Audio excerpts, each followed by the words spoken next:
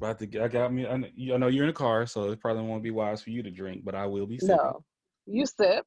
Hmm. I want you sip for me. It looks good.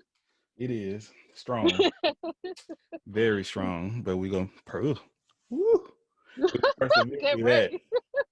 We're gonna persevere through that. So, all right, let's go. Love it, man. 25 lighters on my dresser, yes sir. I got to get paid. Bit that it won't be a little hit. Go read a book, you illiterate son of a bitch. Step up your vocab. Don't be surprised. Patience to these false accusations. They faking the shaking, cause the money you're making. Bricks some money on the dresser, drive a compressor, top notch, get the most. Am I saying that correctly? I'm saying Dominican. Yeah, so Dominican. Puerto I just Rican, say yeah, Dominican, right? Dominican. Yeah. Okay. Hmm. Um, it's something like it's so interesting.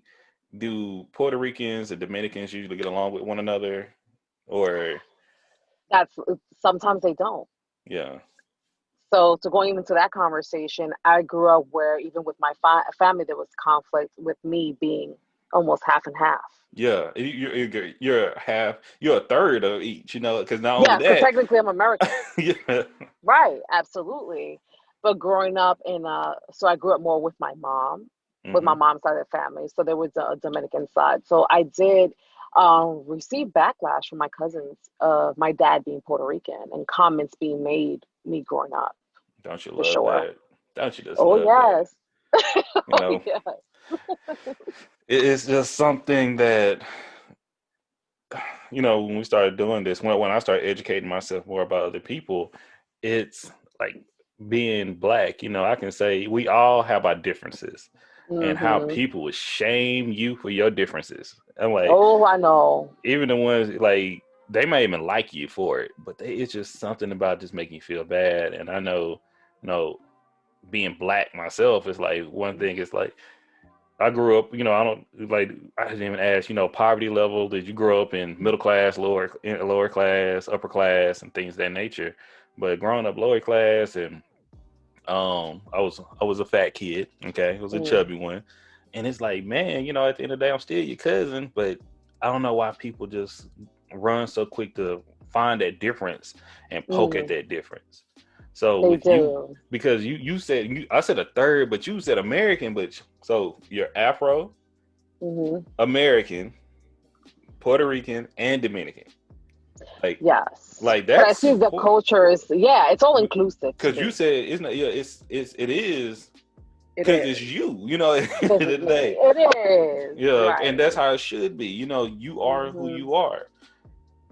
But it's like, how like do you get along with them now? Do you still have the same issues? It's all cool, or you kind of just step back a little bit? I I say that I'm like the black sheep because I stand up for myself. Mm-hmm.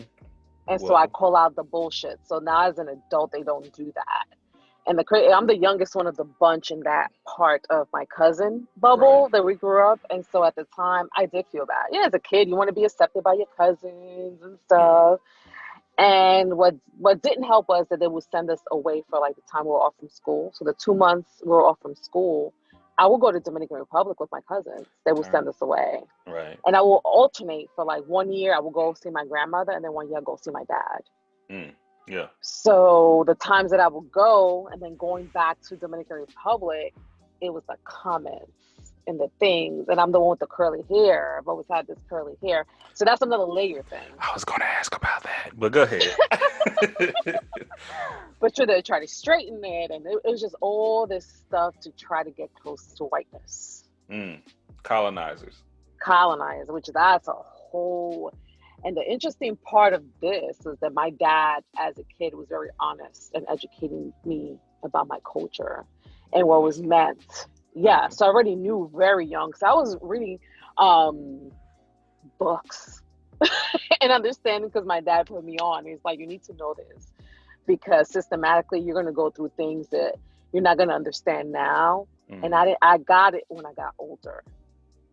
because I did grow up lower class. I grew up in government cheese. I grew up in powdered milk. I grew up. You had the real stamps. You didn't have the card. You had the actual stamp. You feel me? You know, I'm right there with you. I'm 80s baby. You know, 80s baby. I used to buy candy with them. Try to trade it for real cat. I mean, listen. Allegedly. I never forget when I came to Houston. This was like in 2006.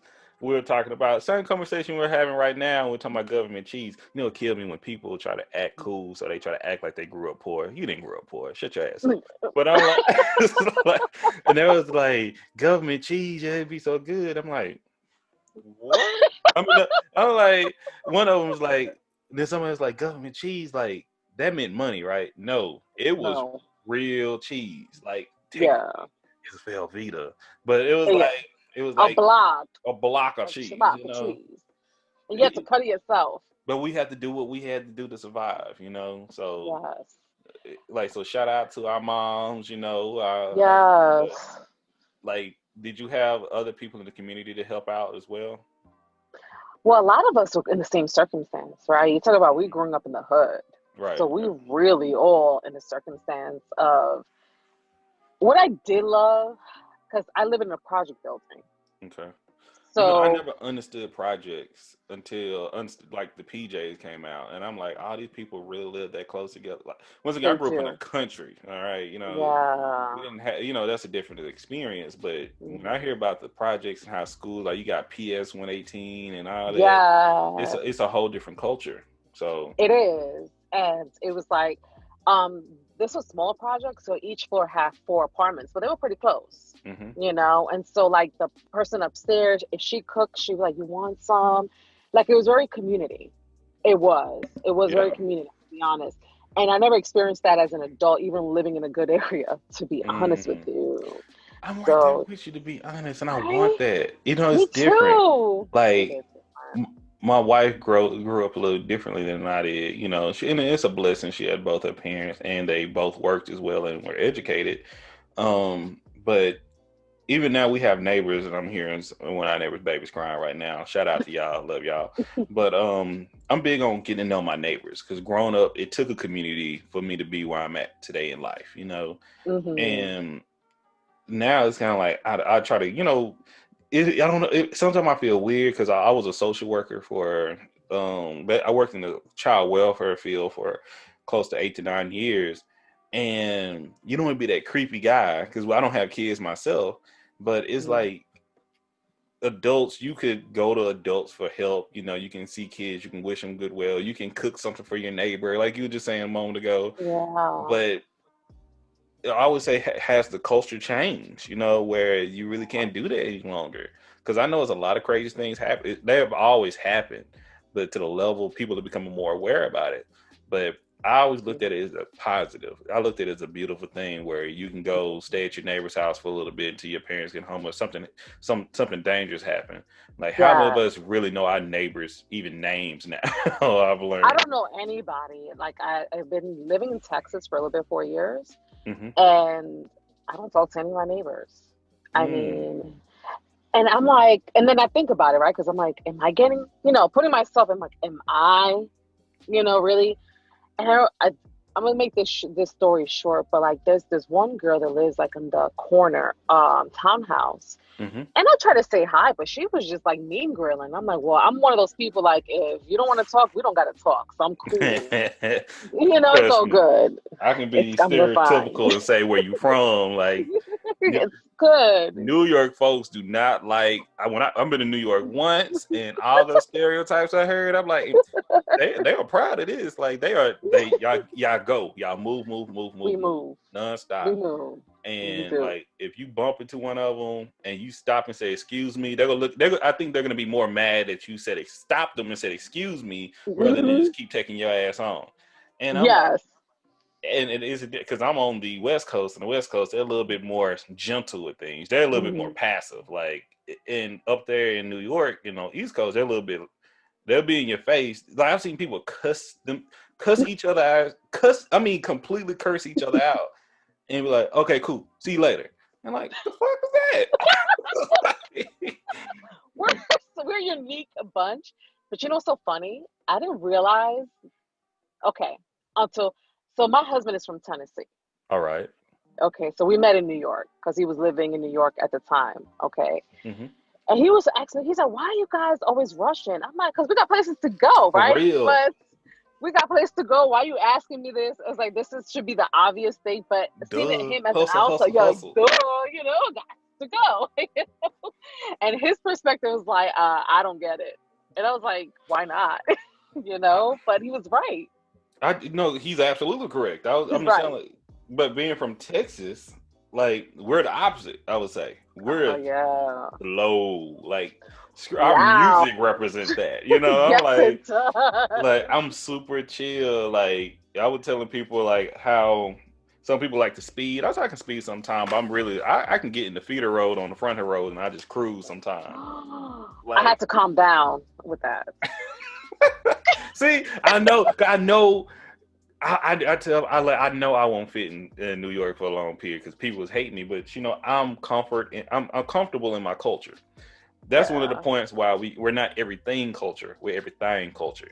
Yeah. I want people to know I'm not. Some people think it's like slang being black. No, I'm country. I'm from Texas.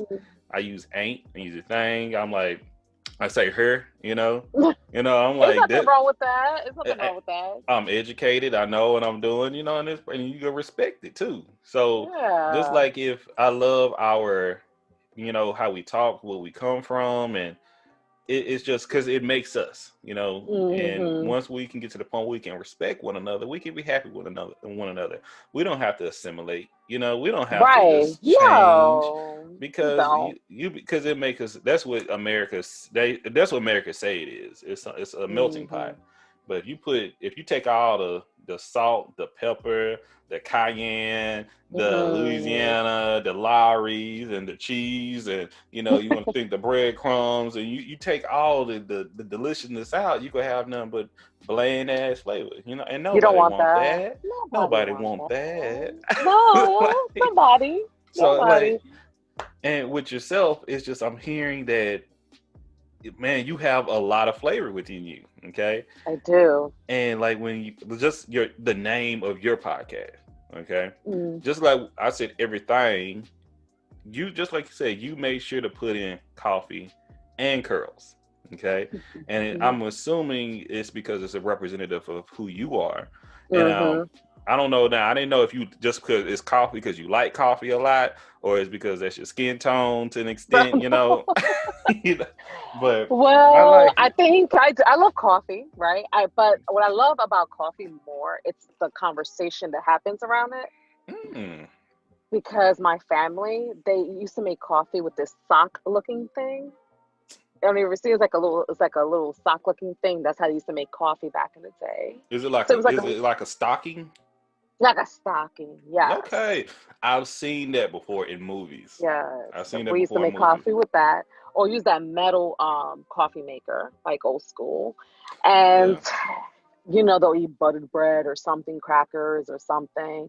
And it was like the best gossip was around coffee. The deep conversations was about coffee. It was just a conversation opener. It's like you're chilling. Instead of the tea, it was the coffee.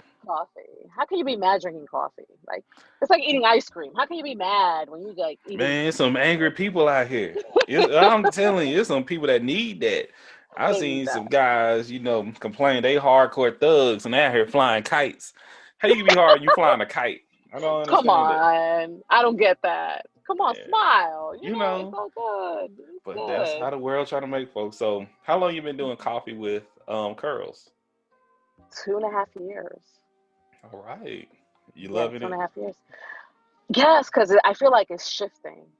Good. It's shifting. I feel like it started as a therapy for me. I believe sharing conversations.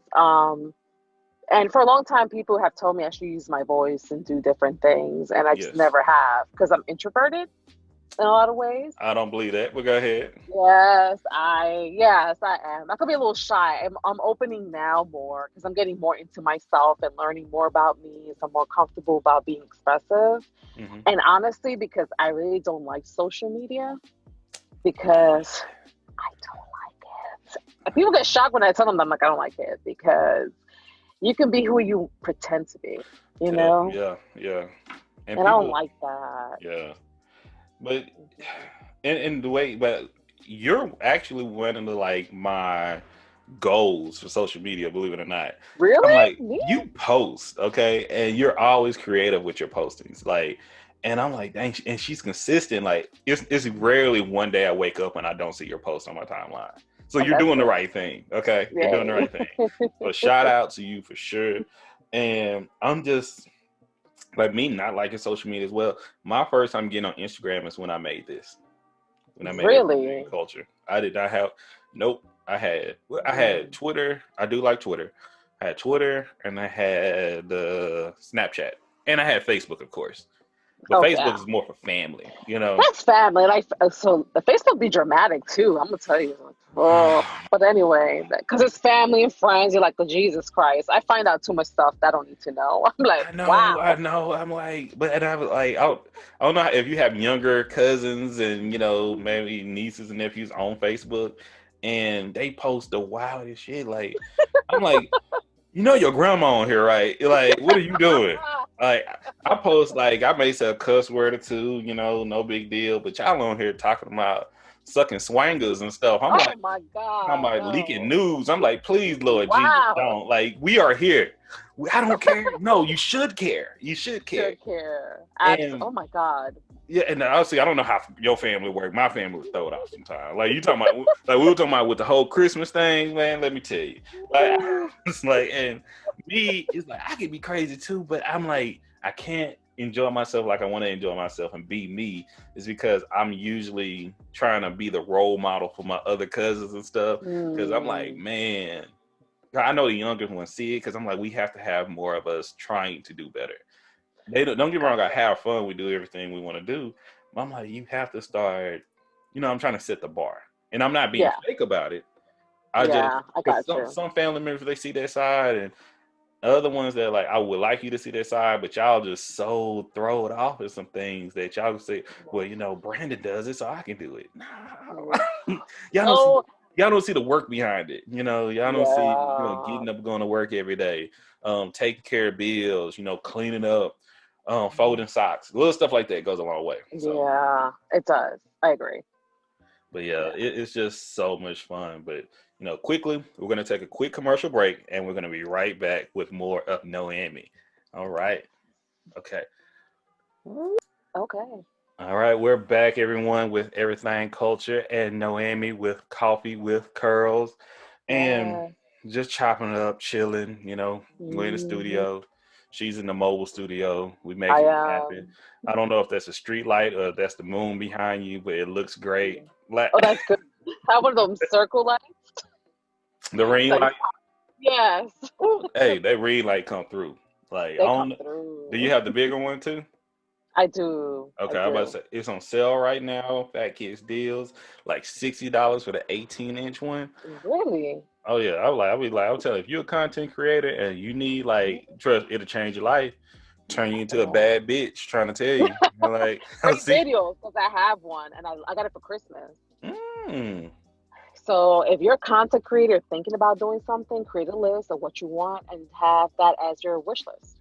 yeah. That's what I did. I need to make me a little wish list right now. 'Cause I'm paying all this stuff out of my pocket at the moment. But thank you to all our supporters, and subscribers and things. A But little wish yeah, because my next thing, I was just telling my wife, like, okay, I just bought a MacBook, okay, list. and that was cheap, but I'm trying Mhm. to do I'm trying to learn how to edit and do some of this stuff on my own. Okay. Then I'm trying to get a camera, like a mirrorless camera, Sony, yada yada yada. They ain't cheap either. But They're then not. I want to get the what is it called? The Rodecaster. What is that? Okay, the Rodecaster is like they like make microphones and studio equipment and all that. Like I had this little mic from my iPhone, and when I'm using it, it sounds so much better. Okay, but Mm. the Rodecaster is a specific setup. Like it's like a mini studio for podcasters. I think it's Mm. like Okay. this big or so, and it has the buttons if you want to throw in audio, have the levels. You can just hook a mic into it. You hook different mic into it. Even if somebody call in, you can have someone hook up. I think it's Bluetooth and hook up a straight line. It's just seeing it if you're trying to get really into podcasting and production of it, that's the go-to. And I'm like, it looks small enough for me to operate to within my mini studio. So I'm looking into getting it. I'm right now running with this Blue Yeti, and I it's have getting one. me through. Yeah, it's making it happen. But that Rodecaster have a lot of positive things about it. I'm gonna look. Well, I have what is it called? The Zoom. Mm-hmm. It's like a little machine. So I got that last year for my birthday. So this is what I've done is like when it comes to like birthdays, holidays, this is where I need equipment. I rather get those things than the other stuff. So at least it's a help, you know. You invested in you. Yes, absolutely. I love it. I love it. Now, if people haven't listened to your Makings of You yet, y'all make sure to go back and listen to Noemi's Makings of You. Please. Yes, please, and thank you. You brought up some of your people who represented your culture, or perhaps what you think of your culture, and you mentioned the young lords. Yes. Can you tell us a little bit more about them for the people that may not know? The easiest, I always do it as they were equivalent of the Black Panthers. So the Black Panthers started their movement to help Black people. And so Young Lords mirrored that. So they had one woman that was actually part Black Panther and Young Lords. So she was a part of both parties, Denise Oliver. And so look her up. Amazing. Denise Oliver. Yes. And what she represented for the culture and how they fought for us to have rights. And it was about, having equality. And this is in the 70s. Like what we need right now as well. Yes, we do. We do. And this is a question that come up more and more, especially with being Black. Do you believe cultures, I would say, or groups of people need leaders to make changes?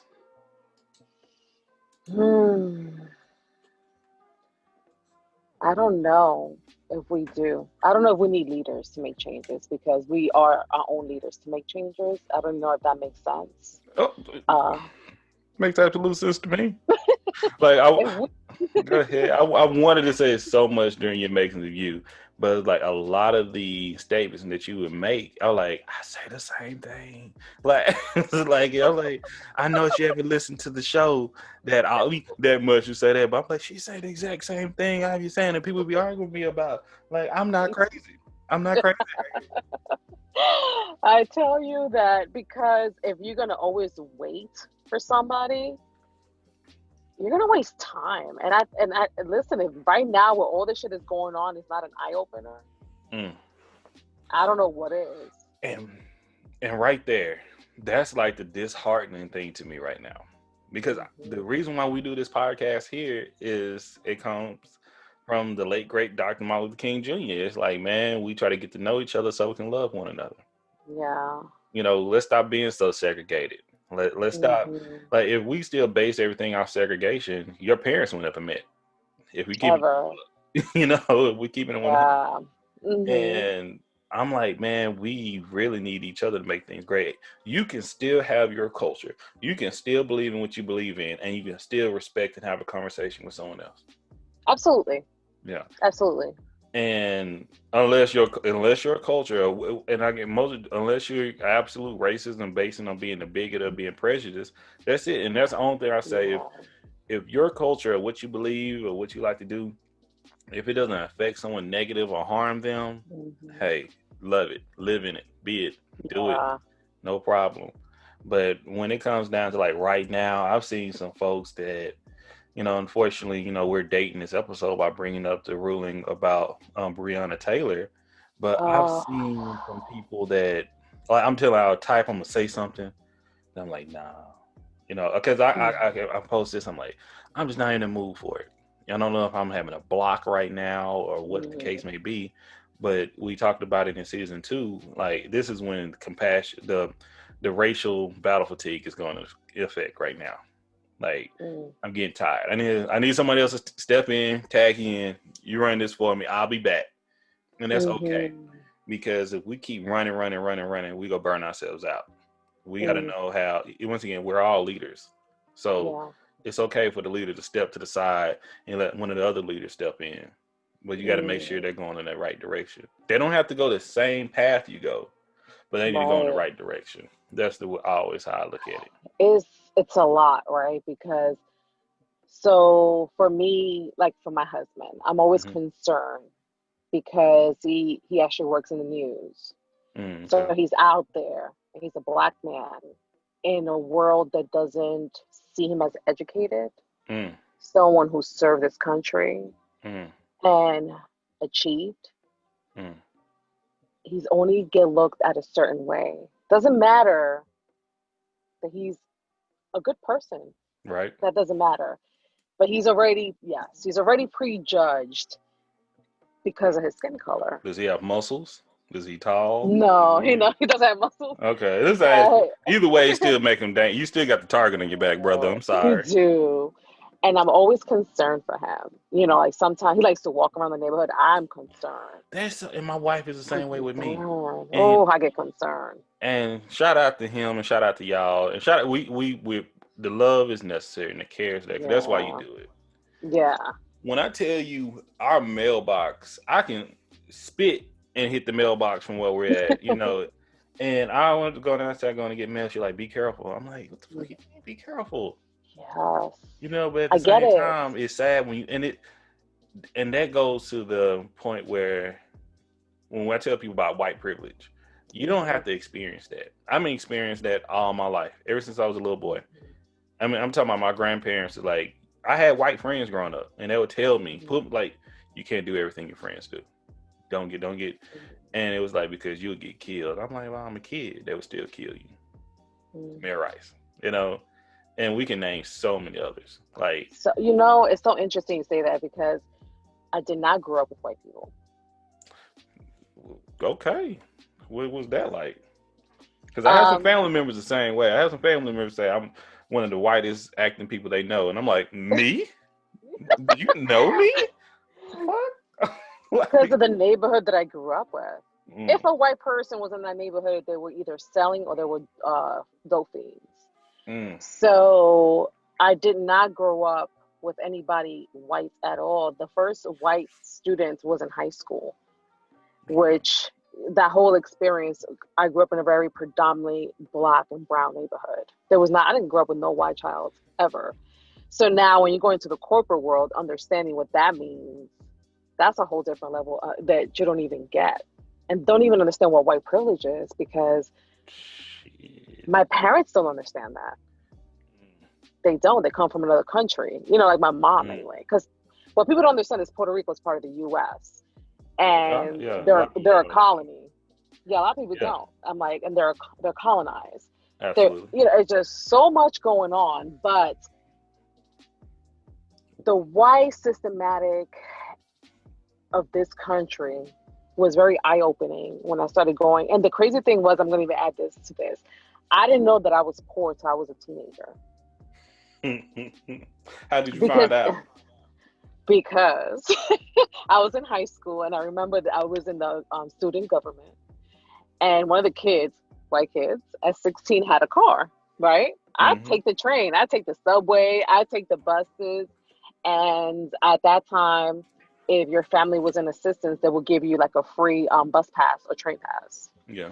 So that's how I got around. And so this kid, I remember it was this young white girl, a young Asian girl. They're like, we'll take you home. I'm like, are you sure? They're like, yeah. They were driving around the neighborhood and it was almost like they seen someone died. And they looked at me and it's like, you live here? I was like, yeah, I live here. They're like, are you okay? I'm like, yes. Okay. But I'm safe. But I never thought about not being safe and with the craziness. No, absolutely understand. And thank you for sharing that. I shared before when I found out I was poor. I was younger. You was? I was taking canned goods to school. No, I wanted to take some canned goods to school. And my mother is like, put them damn canned goods back in, the closet, woo, woo, woo. And in my head, I'm like, but these kids that are poor need these, Mom, and I'm going to do the right thing. I'm going to. So I snuck them in my backpack later on. Okay.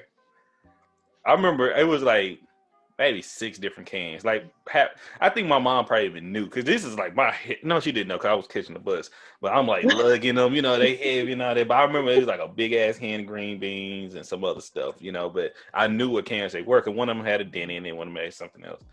So I remember at the end of the school day that day, the teachers hand me like these box of canned goods, like, okay, Brandon, here you go, you can take it home to the family. I looked, I'm like, the fuck is this? Like, this is my. I'm like, I'm talking about, it was like, I went home and asked my mom, like, Mama, I took, I one of them kids that, unfortunately, if I knew I was going to get in trouble, if I knew I was caught, I'm going to tell the truth. Fuck it. Hey, I may not snitch on everybody else, but I'm like, I'm turning myself in, whatever. And I was like, man, I'm like, are we poor? She's like, yes, baby, we're poor. And I'm like, what the fuck? And that was like maybe second, third, maybe third grade. I went to a black, white, black, white, white, black. That was like, went to a black, basically Head Start daycare, first and second grade. Well, first grade, kindergarten was at a white school. First and second grade was at a black school. Third through fifth, a little bit of fifth was at black, but majority of white school. Middle school is all white school. High school, all black school. And then I went to PWI for college. Go Cougs. But I've had experience on both sides, and me going to the workforce and going, I think a big change happened when I went to when middle school was all white and high school was all black. I saw how different white people and other black, it's sad how they treat the black schools, That's why when I went to U of H, I never talked shit about TSU. Like it's a HBCU. Every school have their problems, but when I came to Houston, I saw the differences. How people, if you've never been to Houston, you would think U of H and TSU are on other sides of the damn town. When they're right across the street from each other, technically, and all the negative things that would happen in the neighborhood would be put on near TSU campus, while the positive things would be near U of H. And it was the same thing would happen in my hometown, where if something happened at John Tyler, or on the previously known school as John Tyler, known as Tyler High, or I would call it Cujo High, they would put the negative things on front page. But I never forget, it was like a holdout of the students where the kids were like locking themselves in the bathroom because they wanted to change the dress code. They were doing a peaceful protest instead of tearing some shit up as black kids, what they expect us to do. But on the other side of town, on page 8, part 2, drug bust of cocaine being sold at the, Robert E. Lee. And that was the name of the school, Robert E. Lee. And so, and you see that passive aggressiveness. You see the lies. You see the fucked up shit they do, and nothing happens to them. That's how we would see white privilege. That's why I understood that at an early age. Because once again, I was told that. My grandparents were born in 1918. They saw friends and people they knew to get lynched, hung, chased down, threatened. They knew about, they taught me about history of how you can be treated and the great things black people have done. And we didn't know, like, once again, I didn't know much about Puerto Ricans, anything, because in my hometown, you were black, white, or Mexican, or Latin. Right. It's interesting you saying that, because I would share this story of speaking two languages, learning Spanish first because it's my what my family knew. And would you consider that native language because it's native to your family? Well, it's native to there, but it's not native here. Okay. It's not a colonized language. Yeah, because that's colonized as well. Yeah, absolutely. Yes. So our language was stolen. Yeah. And I think what people don't understand when it comes to America, that the ship stopped in the Caribbean first. And that's a whole other No. People don't want to admit it, but They trust me. do. They do. I tell people that's when your Afro part come in. I like when they Yeah. say you're not black. I'm like, well, I'm telling you, Mm, you are darker yeah. than me. Like, and Yeah. even You're with you black. with your lighter tone, I know that you Yeah. are black. You Yeah. know. It's like seriously, but something with my mom at a very young age, I was translating like government documents for her, Mm. and I was so you know how I learned English watching Sesame Street. Shout out to It's Sesame Street. yeah, Fuck you, shout out to Trump. Sesame Trying to take Sesame Street off the air. Sesame Street Street. shit. It is. I learned how to count. Listen, don't play with my Sesame Street. 1, 2. Okay, representative. All right. But I must tell you, I'm gonna share something with you. I know how they treated my mom. They treated her like shit because she didn't speak English. Mm. Well, when we used to go to these like That still happens, appointments, unfortunately. it does. And when I Especially in see it, I Texas. get involved. Like if I see something, I'm like, oh, you caught the right one today. Good. But with her, I saw the pain in her eyes because they treated her and they spoke to her because she didn't understand the language as if she was dumb. It's just that she didn't know the language, you know, and I knew it because I was there and I was seeing her like break down, not understanding how to express herself, and the language is very foreign to her. Wow. And that really broke my heart. So I would work extra. And what I understood about the system, the school system, that I don't think they get spoken enough, kids that don't speak the language, if you don't know English well enough, you'll get left behind and put in special ed. Yep. So I knew that very young, very young. And I made sure I learned English because I was hearing conversations from adults saying that. Adults. And as a child, I knew that. And I said, no, I will not be on special ed because I don't know the language. That wasn't going to be my thing. Did you have a lot of teachers that were Puerto Rican or Dominican?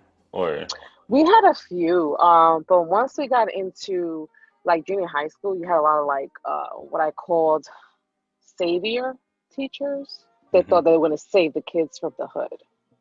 Yeah. And didn't really understand us. You know, you can't save us when you don't understand the circumstances of where we come from, because you're here for a couple hours and you get to go to your pretty house. That's why cultural diversity training is so important. It is. That right there.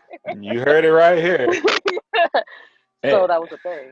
Because I say that because once again I worked in child welfare, and you got people.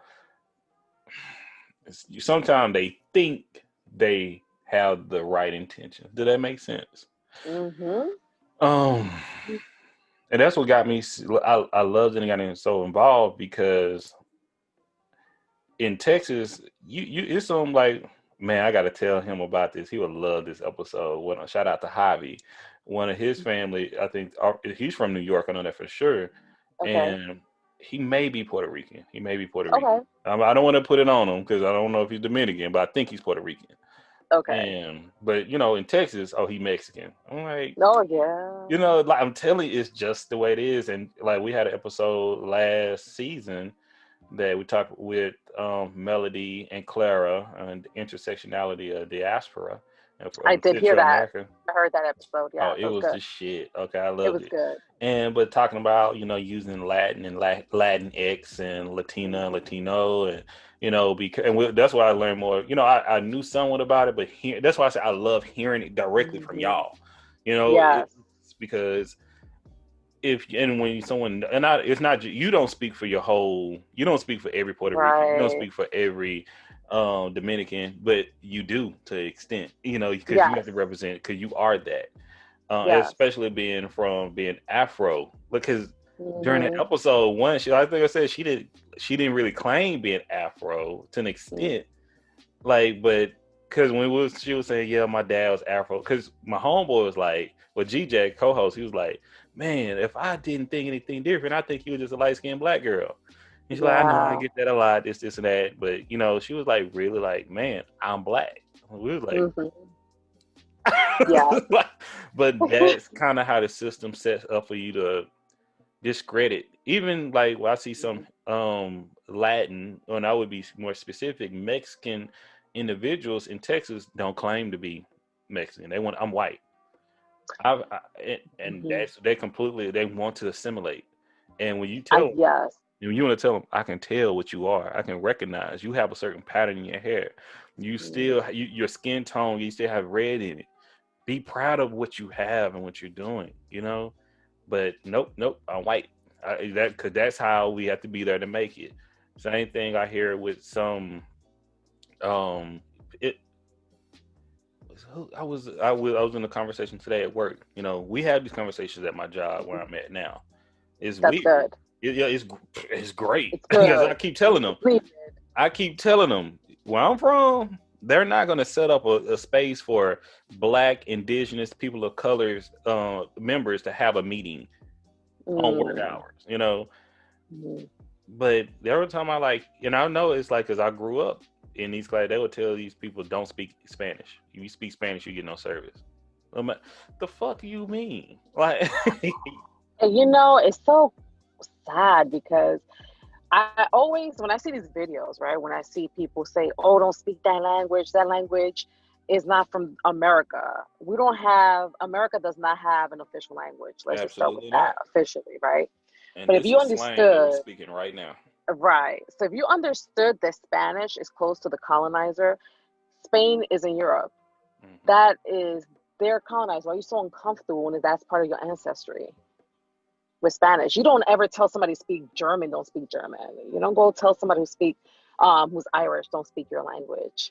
You don't do that with other people. So I'm always like, it's so funny because mentally I speak Spanglish, right? So sometimes I'll have my thoughts in different languages, or if I'm talking to my mom, I wish a motherfucker would tell me that I can't speak Spanish so I can curse them out in both languages. Yeah. It's just like, because I will be damned. You know, but it's sad that we have, but you know, it's always the era of what's going on, right? Because who we have running, I wouldn't say we're running the country right now. We're like all fucked up, but that's another story. Absolutely. We'll just talk about that during the live that we have on Sunday. We talk about that when we have another one of these. And I'm not babysitting this, y'all. This is strong. I'm getting slapped around, believe it or not. Got to keep myself together and be a professional. I'll tell you something. So this is my 5th move. So I moved around a lot because of my husband's career. So at one point I lived in Little Rock, Arkansas, which was very interesting. I believe you. So I lived there for 8 months. And that's when I really realized that I would be someone's first experience of someone who was not Mexican. And that was very eye-opening for me. Because it was actually my manager, and what happened was you were someone's culture shock. I was Love completely, and so what happened was a customer called and I spoke to them in Spanish. They only spoke Spanish, so I just went right into the conversation, and that whole room just stopped typing. The whole room. I was just like, hello, y'all okay? And it was just like nobody said anything for like 10 minutes. It was just weird. And then the manager at the time, she said, I really want to ask you something without offending you. This older white woman. I said, okay, I'm open, you know. Welcome to the South. Go ahead. Yeah, I'm open. She's like, are you Mexican? I said, mm-mm. I said, I'm not. And she's like, so she starts asking. So what the hell are you? Yeah. You know, what the hell? Because we're at work, right? So she's a manager, and she's like, I don't want to offend you, she said, but I've never met someone who was Dominican and Puerto Rican descent. So I took it as, I'd rather you ask and let's have a conversation than you say something crazy to me, then that's not going to open anything. So I was open at the time. And so I became like this historian. I started dropping lessons of why we speak Spanish. You became a cultural diversity presenter. Welcome. Right That's away, why you fit in so well with everything. Like, I need to start charging, but you gotta put that on your LinkedIn. Shit, like, hell. Shit. Like, Word. But you're right. Yeah, absolutely. But no, I'm dead ass serious though, because we talk about it here. A few months ago, when once again, it's to that point where when you're trying to educate, I'm gonna call them passive racists. It's when you got to this point where now you're seeing people don't fuck with you like that. When you may lose friends, you may lose money, you know, you may lose your job depending how much you take it. And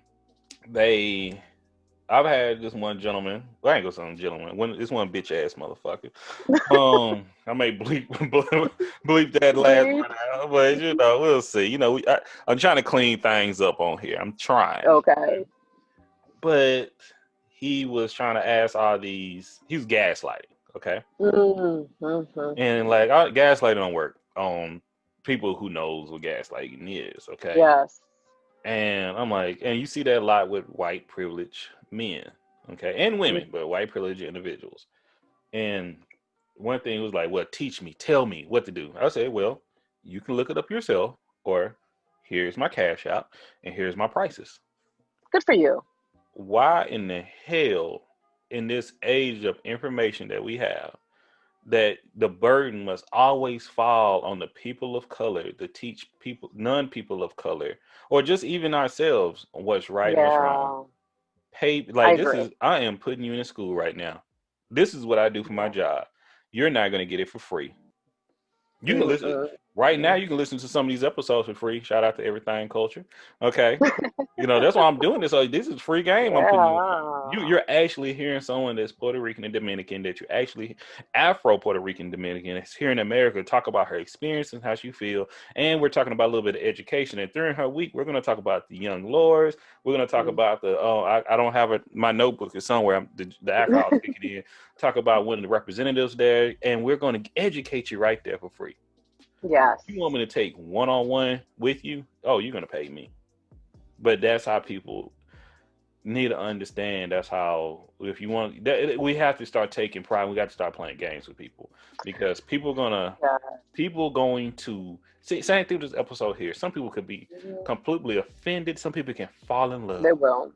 Some people could like, it's some girl or some man or some person out there that is in the same position that you're in, or maybe somebody younger. That's why I want to clean up some of the, my verbiage, because it may be somebody that like grown up, may be feeling the same way that you may have felt, and hear you as an adult and say these things, it's gonna change their life. Like when I hear other people that, I cannot continue to censor myself for them, and talk the truth and play games with them, because we're here to do good work. So once again, I appreciate you again for just telling us everything. And I mean, this it makes me happy. And we during your Makers of You, like I loved it, because I'm like, when you're talking about family, when you was like, man, you talking about your mom, or like Saturday, was it Saturday morning or Sunday morning? Saturday morning, Saturday. Say okay, Saturday. Same here. I think it was gospel music though. If you heard, if you heard gospel, I'm telling you, y'all just never. I need to do a skit. That's why I want to do a skit. You And should. for a TikTok, man, you wake up, you hear that gospel music, and you try to keep your eyes closed, but you just keep getting louder and louder. And I'm like, okay, because once your ass is up, it's no more laying back down. No, And that's it. And because usually, like, and now, like now I'm an adult, I'm the same way. Like, I don't play gospel from your mom. What you play? Like my wife play gospel. I play a little UGK. I play some Childish Gambino. I may put on my music is usually Southern, Okay. or I'm gonna put on some 80s music. I love 80s music. Like my mom, I've seen pictures that she used to be on Soul Train back in the day. Like, I love Soul Train. I know she listened to a lot of 80s, a lot of music when I was in the womb, because I'm telling you, you put on anything 80s, even if it's pop, like I fuck with it. Okay. So like I like when people listen to me, like everybody can't handle it, but I'm a vibe music. I like positive music. I like music with a message. Like right now I've been bumping a lot of Tina Marie. Like I loved her. She was a bad motherfucker. Like I love her. You don't understand that I love her. That's my being. She's really the first female rapper, if you want to keep it a buck. Like we talk about Square Biz, I'm like, bars. Yeah. Okay. I love me some Tina Marie. You have no idea. So when she passed away, I was upset. Oh yeah. She was one of my favorite artists. And you don't know how much stuff has been sampled from these eras, and it's like, man, this is the real good music. It kills me when I hear a song that I used to listen to in the 90s or early 2000s, and I go back and I'll put it on Spotify. Shout out to Spotify. Yeah. Sponsor us. But I'm like listening, and I'm like listening on random, like, and they pull in some new music, and I'm like, wait a damn minute. Like, I was listening to Timmy Thomas is his name, and he got that Andre 3000 pretty pink baby. Yes. That is a sample, and I'm like, I thought he came up with that, but whole other conversation. Did you see the video I put up about you? Did you guys ever have a music box down here in Texas back in the 90s? So it was a thing where you used to call and you had to pay and you picked the videos you wanted to watch. I've heard of it, but I never did it. But I heard of that. Heard of that. So let me tell you this little story. So I love me some Michael Jackson, right? Mm-hmm. I love me the Remember the Time video. Like that video, when that video came out, you couldn't tell me anything. I was like, I loved everything about it. It was just everything. The dancing. That was a whole nother step of something now. I loved it. So I had to watch it. So I called this music box where it was like how much for $2.99? Damn. Per request. Which I did not know this recently. Let me just tell you this, okay? That's another story. And my poor cousin was getting in trouble for it. Oh my gosh. I was the youngest one, and they're like, she don't know how to do that. Oh, the hell I did. I was so smart. Look what these kids do with iPads and the phones now. I was calling. I'm like, I want to see Remember the Time, and I requested the video, my damn self. And my poor cousin got in trouble because my aunt owned a bodega and we would help her out. But I loved, oh my God, the 90s to me was dope with music. With the music box, I don't know. I don't think we have music box in my area, but what we used to do, have you heard of Columbia Records? Oh yeah. Okay. Do you remember they used to do these magazines where you can get like 12 something CDs for like a penny, and they try to charge you a bunch? Man, I used to run a racket. I used to order I used to change my name. It used to be Brent. Man, you know what? Matter of fact, I'm gonna stop saying. I don't want them to try to track me down. I don't know what they trying to do these days, but I'm talking about. No, I had all the CDs, the singles, Monica, Get Jiggy With It, Big Wiggy Style, wow. You name it. Well, you see, in New York, we had the Big Version record store. It was in Times Square. Yeah, and so I used to go there, and then you had like samples. They had like headphones, so you could hear samples of the music that was coming out. You could be there for hours. It was a huge store. It's no longer there. We had like FYE, and Circuit City, Best Buy, and what was another one? Those are gone, right? Because FYE was gone, I believe, right? FYE's gone. Circuit City Show gone. It's gone. Yeah. So it was ways to listen, but. Man, we got to bring you back when we start talking about music. It's a difference. I love music. I know you said, but do you listen to any music from Texas, or you still? Because you've been here 4 years. Okay. I listen to everything. So I listen to reggae. I'm a huge reggae head. I love roots culture. I love. Oh my God, I can go on. Like my husband, he's a music head too. So us in the house, we have music going. And if I find something, I send it to him. Like, did you see this artist? Or he'll do vice versa. Like, you check this out. So I like that we have that because I'm like, yeah. It's like that with my wife, myself, and her sister. Have you heard of Sir? Yes. Oh my! See, okay, I heard him a few months ago, and I like. Man, I'll try to put people on that. Like, you ain't heard of him before? I'm kind of mad at y'all for not putting me on him. Like, this guy has true talent. I did a whole post about him, like his upbringing, what he's done in music. Like when you hear good music, it's like, why is he on a different level? Talk about this all the time. My husband talk about this all the time. Because you got some artists that they really shouldn't be at the. I don't want to knock anybody's blessing. I don't. But I've heard some people, and I'm like, man, they just caught a wave and they're riding right now. But then you hear some people that like their tone and it sounds like they put a lot of work behind it. That's how I feel when I listen to Sir. I'm like, man, this dude is like on some Teddy Pendergrass, Stevie I love Wonder, that. and like, and I'm like, why isn't he getting the credit that he deserves? Because I'm like, I've listened to his albums, and I'm like, it takes time to make good music, but It does. maybe it's just me, man. I don't know everything, but I'll send you a few artists because if you like you like neo soul, I'm about that life, please, like that neo please. soul. There's quite a few artists. Do you follow? I forgot this guy's name, but he's on Instagram. He's actually from Dallas, but he lives in Brooklyn now. And he is such a music genius. And he just he records. It's the funniest thing because I'm looking at him in his apartment. I'm like, I wonder what his neighbors think because Yeah. he's just singing and but he actually did a video. He came to Dallas. It was like not that long ago. It was like an outdoor concert, and Erykah Badu joined him. Is it a black guy or a white guy? A white guy. You talking about MAC Mark something. Yeah, Mark. The hell y'all follow him? He the shit, man. Cause that dude make good music. When he made this gosh. Yeah, he's so good. Absolutely. So good. I've been following him because I've been following him on Twitter for years. Then I'm like, he has a Instagram. Here came on for Mark. Is it Mark? It's like AMAC. Mark Rebillet. Mark Billet. Yes. Mark Rebillet. Yes. Yeah. This guy right here.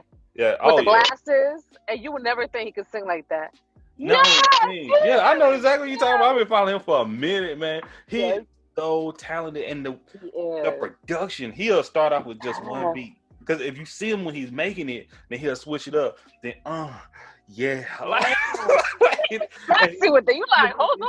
I'm like, okay, let's make some babies out here, y'all. Like, let's go. Oh my God, he got one. I sent it to my husband. He's like, he was drinking something, he just spit it out. Man, because I'm telling you, if you didn't see him, because he's from Dallas. Yes, he's from Dallas. He lives in Brooklyn now. Yeah. I would love to interview him. That's one. I love interviewing people in total, but I would interview him because seeing someone that he's touching so many different cultures from music. Yes, talented. Yeah, and that's why I say music is so part of culture. No matter drums, rhythms, it touches your heart and your feelings. As soon as he starts playing and you hear the beat, and I love that he does like the topic. So it's like a topic, and you see on the top. He could be so dope. When he's at a bar, he was at a bar. He asked people to shout something out, and he'll make a song out of it. That's real. Like I can go to one of his concerts. Like I have to put that on a to-do list for sure. Yeah. Other than that, I know I wanted to talk about Christmas and family with you, but we could talk about that another time. But man, we about to wrap it up right now. But I've enjoyed our conversation. Me too. Like it has been an absolute blessing. Y'all make sure to check her out on Coffee with Curls. Coffee with Curls. I mean, you can find it on YouTube, all the major platforms. Yeah. Been following some time. Make sure to check her out on Instagram. Yes. On Facebook. Twitter. You on Twitter? Don't follow you on Twitter. I'm about to follow you. I don't follow me on Twitter. I need to be more active. I need to tweet more. I talk a lot of shit on Twitter. I like reading. I love reading. That's my true baby right there. Yeah, that's Twitter. My true baby. I kind of cut up on Twitter sometimes. Do you? Twitter's so funny, especially if something happens. I always go to Twitter. Because that's the news. But that's another conversation for another day. That's another, That's the news. I love Twitter. You can see the real on Twitter, but Twitter goss. Yes. So give out your shout outs, anything you want to give out. Hey, this is your side right here. This is your. Okay, this is my time. So follow me on everything Coffee with Curls. I'm mostly active on IG. Check me out. I'll be posting more stuff on YouTube. I'm still new in this YouTube world, and just putting myself out there. I'm working on a book club because I'm about reading and learning. I have a page, but it's not completely the way I want it yet. So you can follow me there, which is Café con Noemi in Spanish. So you can come over there and check that out. And so I have a few things coming up in the works. I actually just finished filming like a little commercial with ABC. 13 You Houston. did. I liked it. Yeah, that was like so last minute, but I was blessed to be asked to do that. So that was so dope, and just really want to get involved to create change and connect with dope people. That's it. You know what? We rock with you, Noemi. Like for real. Like that's what it's all about. Like you've been an awesome guest. Like you've been an awesome influencer, awesome podcast. Like once again, great spirit. Y'all make sure to check her out. Go back and listen to Makers of You.